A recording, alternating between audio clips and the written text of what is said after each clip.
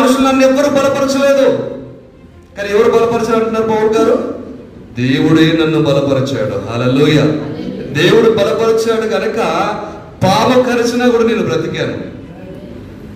సముద్రంలో పడవ రివర్స్ పడి చచ్చిపోయే సమయం వచ్చినా కూడా నేను బ్రతికాను. రాళ్లతో కొట్టినా కూడా, అవమానించినా కూడా నేను మరలా నిలబడ్డాను. పౌలు గారు పరిచర్య చేస్తూ ఉన్నప్పుడు ఆయనకు ఒక జబ్బు ఉందంట.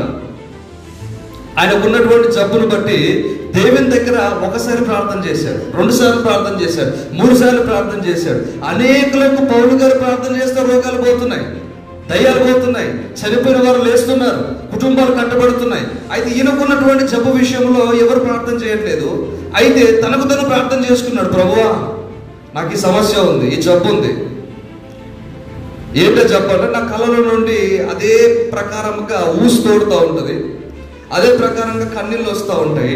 ఇది నాకు చాలా చిరాగ్గా ఉంది ప్రభువా, ఈ జబ్బు నా నుంచి తొలగించు అని అంటే దేవుడు ఒకటే మాట అన్నాడు, నీ జబ్బును నీ దగ్గర నుండి తొలగించడం కుదరదు, నా కృప నీకు చాలు, నువ్వు బ్రతికేంత వరకు ఆ జబ్బు నీకు ఉంటుంది. పౌలు గారు ఏమంటారు తెలుసా? నేను అత్యధికముగా హెచ్చించుపోకుండానట్లుగా దేవుడు నా శరీరంలో ఒక ముళ్ళు పెట్టాడు. ఏంటి ఆ ముళ్ళు? జబ్బు. ఎందుకంటే మనం అన్నీ ఉంటే భూమి మీద ఆగం. ఏం చేస్తామండి? అన్నీ ఉంటే భూమి మీద ఆగం. కాబట్టి పౌలు గారికి ఏం చేశారు? పౌలు గారికి అన్నీ ఉన్నాయి, యవ్వనం ఉంది, అందగాడు, సకల జ్ఞానాన్ని అవపోసన పట్టినవాడు, సకల గ్రంథాల జ్ఞానం అతని దగ్గర ఉంది. ఇప్పుడు దానికి తోడుగా దైవ జ్ఞానము కూడా తోడైపోయింది. అద్భుతాలు జరుగుతున్నాయి, స్వస్థతలు జరుగుతున్నాయి, అనేకులు ఆయన మాటకు లోబడుతున్నారు, అనేక దయ్యాలు ఆయనకు లోబడుతున్నాయి. కనుక ఇవన్నీ చూసినప్పుడు పౌలు గారిలో ఏం రావచ్చు? అతిశయము, గర్వం రావచ్చు. అయితే ఆ గర్వము, అతిశయము వచ్చి దేవుడి కంటే అపవాది హెచ్చించుకున్నట్టుగా నేను గొప్పవాడిని ఎట్లా అనుకుంటాడేమో అని చెప్పేసి శరీరంలో ఏం పెట్టాడంట? ఒక ముళ్ళు పెట్టాడు. నీ జీవితంలో ఏదైనా ఒక బలహీనత ఉన్నట్లయితే, ఒక రోగం ఉన్నట్లయితే దేవుని దగ్గర ప్రార్థించు, ఉపవాసం ఉండు, కన్నీరు కార్చు. అయినా కూడా దేవుడు అది నీలో నుంచి తీయకపోతే దేవానికి స్తోత్రం అని చెప్పి సైలెంట్ అయిపో. దేవుడు ఏదైతే నీ జీవితంలో ఉంచి అయినా ఉండాలని దేవుడు అనుకున్నప్పుడు నువ్వు బలవంతంగా తీ ప్రభు అని అన్నకు. అది ఉంటేనే నీ జీవితం బాగుపడుతుందేమో, అది ఉంటేనే నువ్వు కంట్రోల్లో ఉంటావేమో. అందరి మీద దేవుడు ఆ సమస్య నీకు అలాగ ఉంచేశాడు అనుకో.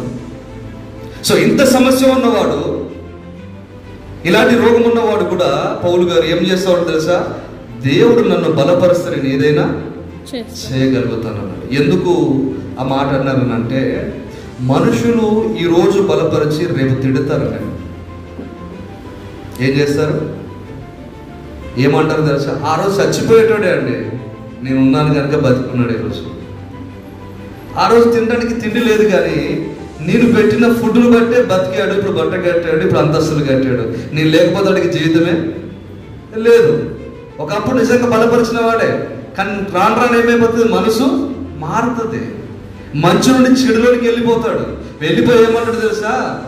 నీకు నువ్వు బ్రతుకున్నావు అంటే కారణం నేనే అంటాడు. అనరా?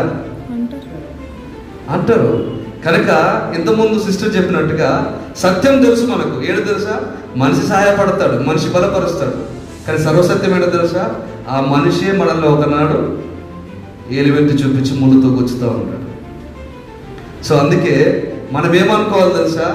మనుషులు బలపరచడం మంచిదే, కానీ దానికంటే ముఖ్యంగా నా దేవుడు నన్ను బలపరచాలి. హల్లెలూయా.